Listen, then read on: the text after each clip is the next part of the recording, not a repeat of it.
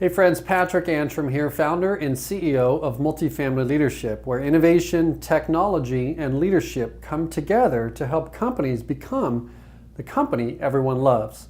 Now listen, recruitment is marketing, and all companies are nothing more than a collection of people. And if you look at how companies are set up and designed, I mean, when you take over a portfolio or you take over another property or company, pretty much what you have is a collection of people doing these improvements to the business, improvements to the properties, and also the teams.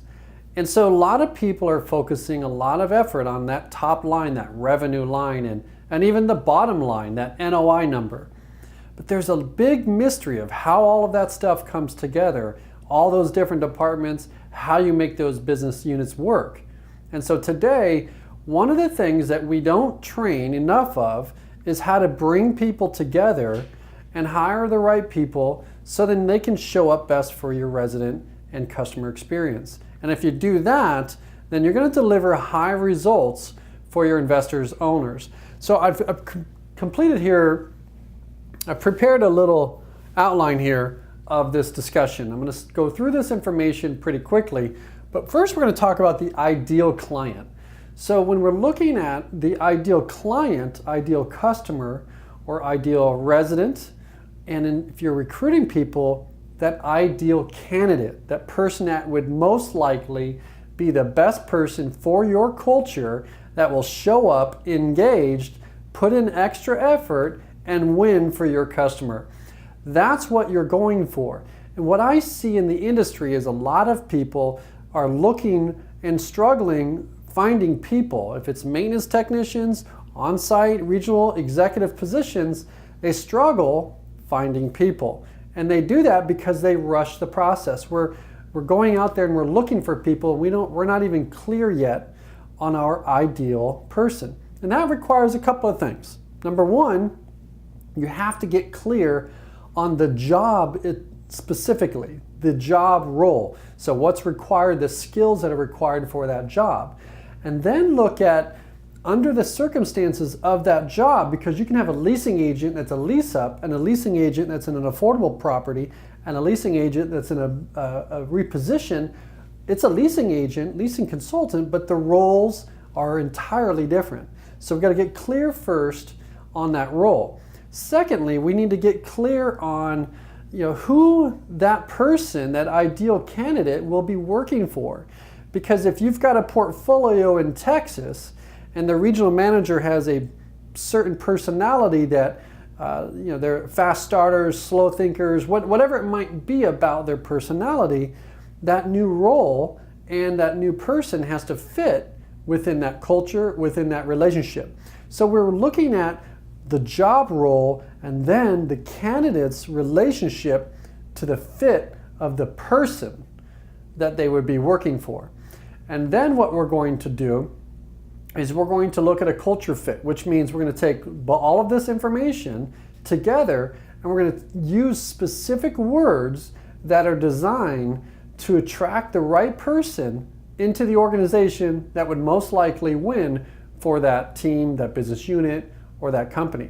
And so now, instead of just saying, I need a maintenance technician or assistant manager, and it's a little post on a social profile, you're just rushing the process. It's almost as if you were building an apartment community, you bought the land, you run to Lowe's, and you just start putting 2x4s up, right? You've missed a lot of the design steps, the clarity steps.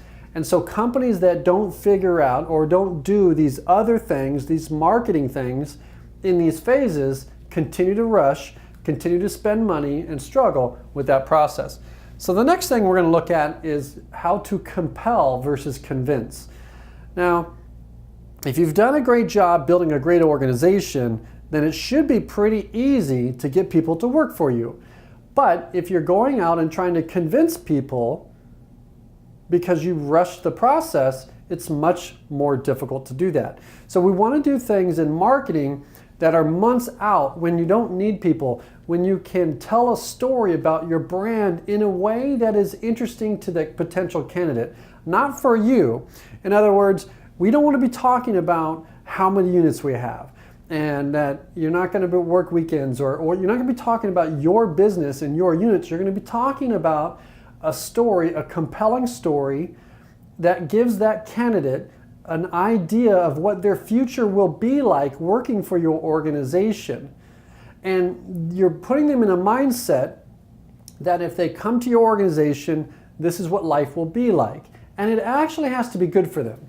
So if you know that you're going to flip the property in 12 months, you don't want to convince somebody that's been with an organization for 13 years that is completely happy to come to your team just because it's good for you and not them. So we've got to be compelling in how we market and position the opportunities that are available to us. We can't rush the process. Help people. This is exactly what I'm talking about. I mean, the things that we do in our organization have to actually help people get to the next level. If you're helping your employees, your potential candidates, get to the next level, and that could be outside your organization, then you're going to have people that are going to commit to you, and they're going to be loyal to you. They're going to invest extra effort into your organization, which you will benefit from the bottom line, your NOI. You're going to have stay late to serve the customer, the resident, whatever that might be. You've got to be centered on how am I, position myself to help people get the job. How are you helping them apply, right? Instead of being the chooser of who gets to work for you, help them work for you. Now, make it easy. Making it easy is so important because the good candidates, why would they invest extra time and effort in 30 or 40 question survey before they even have an opportunity to speak with you?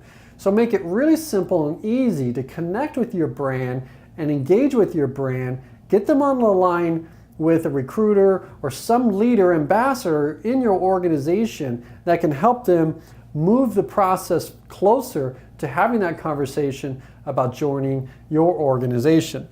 And then number three, or not number three, but this item here, creating amazing experiences, means that once you close the transaction, in other words, they are on your team, you've hired them, they've onboarded, now it's time to create an amazing experience for them so that they, number one, enjoy that they just made this move to your organization. Secondly, happier employees engage higher levels of productivity in the organization, which that translates right to the bottom line. So there's economic reasons to do this, but most importantly, they're going to appreciate the business. They're going to share that with their network, and they're going to attract in more leaders that are also committed to doing great things in your organization. And then the other thing here, the last thing here, I've got the employee for life. We need to stop thinking about that they work for us and we own them and this is the period of time that they're with us. Think about people in a relationship standpoint, like the friend for life or a relationship for life. Invest in those deep relationships, because if you can, I've hired people that have worked with me in my department, my portfolio, or my company, and then ultimately, because of the timing of the portfolios, acquisitions or dispositions, or other things in their life, we've moved them outside the organization, sometimes even termination. Maturity might be there. There's a lot of reasons why people leave organizations. But then invite them back in. You treat them as good on the way out as you do on the way in, because they are continually talking and marketing your brand. And are they doing it in a positive way or a negative way? And so help, match your goals. And if you've got people coming through your organization and they're just toxic and they're not doing the right things, you've got a breakdown in this process. Maybe you're inviting the wrong people in and you're struggling and it's costing you a lot of money.